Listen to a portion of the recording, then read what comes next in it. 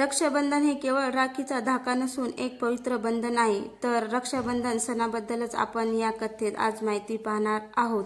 तर चला मग कथेला सुरुवात करूया। रक्षाबंधन सण माहिती मराठी भाषेतून। रक्षाबंधन हा सण श्रावण महिन्यातील शुक्ल पक्षांच्या पौर्णिमेला साजरा केला जातो। हा सण भाऊ बहिणीच्या प्रेमाचे प्रतीक मानला जातो। हिंदू धर्मामध्ये रक्षाबंधन हा सण मोठ्या प्रमाणात साजरा केला जातो। रक्षाबंधनाच्या दिवशी प्रत्येक बहीण आपल्या भावाची वाट पाहत असते। या दिवसाची बहीण आपल्या भावाला राखी बांधते आणि त्याच्या दीर्घ आयुष्यासाठी प्रार्थना करते। या सणासाठी राखी, भेटवस्तू अशा बऱ्याच गोष्टींची तयारी अनेक दिवसापासून केली जाते। रक्षाबंधन हा हिंदू संस्कृतीमध्ये महत्त्वाचा सण मानला जातो। या दिवशी भारतीय संस्कृतीमध्ये भाऊ बहिणीचे स्नेह व उत्सवाचे पर्व म्हणून साजरा केला जातो। देशभरात हा सण मोठ्या उत्सवाने साजरा केला जातो। तसेच या सणाला देशभरात वेगवेगळ्या नावाने ओळखले जाते। उत्तर भारतात हा सण कजरी पौर्णिमा तसेच पश्चिम भारतात नारळी पौर्णिमा या नावाने ओळखला जातो। हिंदू संस्कृतीमध्ये हा सण श्रावण महिन्यात पौर्णिमेला साजरा केला जातो। या दिवशी बहीण आपल्या भावाला उजव्या हाताच्या मनगटावर राखी बांधून भावाला दीर्घ आयुष्यात तसेच सुख शांती लाभो मिळो म्हणून प्रार्थना करते। पुरातन काळात जेव्हा स्त्री स्वतः असुरक्षित जाणते तेव्हा ती अशा व्यक्तीस राखी बांधून भाऊ मानते की जो तिची रक्षा करेल। तसेच रक्षाबंधन सणाप्रमाणे दक्षिण भारतात कार्तिक महिन्यात कार्तिकेय सण असतो। या दिवशी बहीण आपल्या भावाला जेवण देऊन त्याचे दीर्घ आयुष्यासाठी प्रार्थना करते व भाऊ तिचे रक्षण करण्याचे वचन देतो। रक्षाबंधन आपल्या जीवनामध्ये पवित्रता व मांगल्य निर्माण करण्याचे बंधन आहे। राखी बांधण्याचा अर्थ आपण त्या व्यक्तीच्या प्रेमरूपी बंधनात स्वतःला वाहून घेऊन तिच्या रक्षणाची स्वतः जबाबदारी स्वीकारतो। आपल्या संस्कृतीत स्त्रीला देवीचे स्थान दिले आहे। अशी ही देवतुल्य स्त्री भावाला राखी बांधण्यापूर्वी त्याच्या कपाळावर टिळा लावते। हा टिळा फक्त मस्तकाच्या आधाराचा नसून भावाच्या मस्तकातील सदिचार व सद्बुद्धी जागृत राहण्यासाठी पूजा करते। सामान्य डोळ्यांनी जे पाहू शकत नाही ते सर्व विकार भोग भावना तिला लावून त्रिलोचन बनविते, इतका या टिळ्याचा खोल अर्थ आहे। रक्षाबंधन केवळ राखीचा धागा नसून पवित्र बंधन आहे। राखीचा धागा हा देखील धागा नसून सुताचा दोरा नसून ते एक शील, स्नेह, पवित्राचे रक्षण करणारे तसेच संयमी ठेवणारे पुरुषार्थ पवित्र बंधन आहे। रक्षाबंधनाच्या या एवढ्या धाग्याने कित्येक मने जुळून येतात, त्यांना भावनाचा ओलावा मिळतो व मन प्रफुल्लित होते।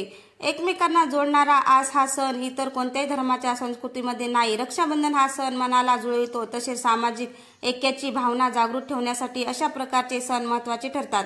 रक्ताच्या नात्याव्यतिरिक्त आपल्या मनाप्रमाणे नाती जोडण्यास या सणामुळे समाजास वाव मिळते। ज्या समाजात अशा प्रकारचे एकरूपता ऐक्य असते असा समाज सामर्थ्यशाली बनतो। हा त्या राखी पौर्णिमेचा संदेश होय। द्रौपदीने आपल्या मानलेल्या भावाला कृष्णाला बांधलेली जरदारी शेलाची चिंद, तसेच एका गरीब बहिणीने आपल्या भावाच्या हातात बांधलेला धागा किंवा आपल्या शाळेतील ताईंनी बनवलेली राखी, राजपूत रमणीय बाजूच्या राजाला पाठवले राखीचे ताळ, श्रीमंत बहिणीने आपल्या भावाला बांधलेली सोन्याची राखी, चांदीची राखी, तसेच आजच्या इंटरनेटच्या माध्यमातून बहिणीने आपल्या भावासाठी पाठवलेली शुभेच्छा पत्रिका, यामधून एकच संदेश जातो तो हा की भावा बहिणीचे परस्परांमधली प्रेम। स्त्री कितीही मोठी झाली तरी भावाला विसरत नाही। कोणतीही स्त्री कितीही मोठी किंवा मिळवती झाली तरी तिच्या रक्षणाची जबाबदारी तिच्या भावावरच असते। यातून ती स्त्री आपल्या भावाला सुचवू इच्छिते की माझं रक्षण करता तूच आहेस। या तिचा दुबळेपणा नसून भावाच्या कर्तृत्वाचा विश्वास दिसून येतो। रक्ताचे नाते असलेले भाऊ बहीण असोत किंवा मानलेले भाऊ बहीण असो, पण त्या नात्यातील भावना खरी व पवित्र आहे। यामध्ये काहीच खोटेपणा नाही। तर या नात्यातील कृतज्ञता व्यक्त करण्याचा दिवस सण म्हणजे राखी पौर्णिमा होय, ज्याला आपण रक्षाबंधन असे म्हणतो। त्यामुळेच तर भाऊ नसणारी स्त्री ही चंद्राला आपल्या भाऊ मानते व रक्षाबंधनाच्या दिवशी ओवाळते। आई आपल्या मुलाला लहानपणी चंदामामा म्हणूनच चांदोबाची ओळख करून देते, तसे तुझं आमचं त्राता रक्षण करता म्हणून देवाला पण त्या दिवशी राखी वाहतात।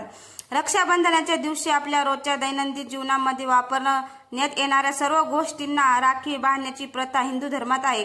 रक्षाबंधन सणाचे महत्त्व कळावे यासाठी रक्षाबंधन सण माहितीसाठी मराठी भाषेतून देत आहोत। रक्षाबंधन हा मने जुळविणारा सण। कोणतीही स्त्री वयाच्या कुठल्याही उंबरठ्यावर उभी असली तरी तिला या रक्षाबंधनाच्या दिवशी फक्त आणि फक्त माहेरचीच ओढ लागलेली असते। लग्नानंतर स्त्रीच्या भूमिका जरी बदलल्या तरी पण माहेरच्या नात्याला ती कायम स्वरूपीच आपल्या हृदयाशी जपून ठेवत असते। मुलगी, आई, पत्नी, बहीण अशा अनेक भूमिका पार पाडण्याची जबाबदारी तिच्यात असते। रोजगारानिमित्त स्त्रीला घराबाहेर पडावे लागते, त्यामुळे तिचे सर्व भाऊ एकाच ठिकाणी एकाच शहरात असेल असे नाही. बहिणीचे लग्न झाल्यानंतर बहीण सासरी जाते तेव्हा रक्षाबंधनाला भेट होईल असे सांगता येत नाही. अशा वेळी भाऊ बहिणीच्या घरी म्हणजे तिच्या सासरी जाऊन आपल्या बहिणीच्या हातून राखी बांधून घेतो. काही वेळेस बहीण आपल्या माहेरी येऊन राखी पौर्णिमा साजरी करतात. त्यामुळे रक्षाबंधन हा मने जुळवणारा सण आहे. लग्न झाल्यानंतर स्त्रीला माहेराशी जुळून ठेवणारे बंधन म्हणजे रक्षाबंधन होय. रक्षाबंधन या सणानिमित्त बहिणीला आपल्या माहेरच्या माणसाची भेट होत असते, कारण बहीण भाऊ हे एकाच मायबापाचे लेकरं असतात. लहानपणापासून सोबत एकत्र वाढलेले असतात. परिस्थितीनुसार मोठे झाल्यावर त्यांना एकमेकांपासून दूर जावे लागते. असे असले तरी पण त्यांच्या मनात लहानपणाच्या आठवणी त्यांनी जोपासून ठेवलेल्या असतात. प्रत्येक भावाला वाटते की आपली बहीण नेहमी सुखात राहावी. बहीण लहान असेल आणि भाऊ मोठा असेल तर भाऊ हा आपल्या बहिणीसाठी वडिलांप्रमाणे असतो. सर्व भाऊ आणि बहिणींना रक्षाबंधनाच्या माझ्याकडून हार्दिक हार्दिक शुभेच्छा. तर माझ्या भावांनो, तुम्हाला ही रक्षाबंधनाची कथा कशी वाटली? कथा आवडल्यास लाईक, कमेंट, शेअर करायला विसरू नका आणि तुमचा असाच भरभरून सपोर्ट तुमच्या बहिणीच्या पाठीमागे राहू द्या. धन्यवाद.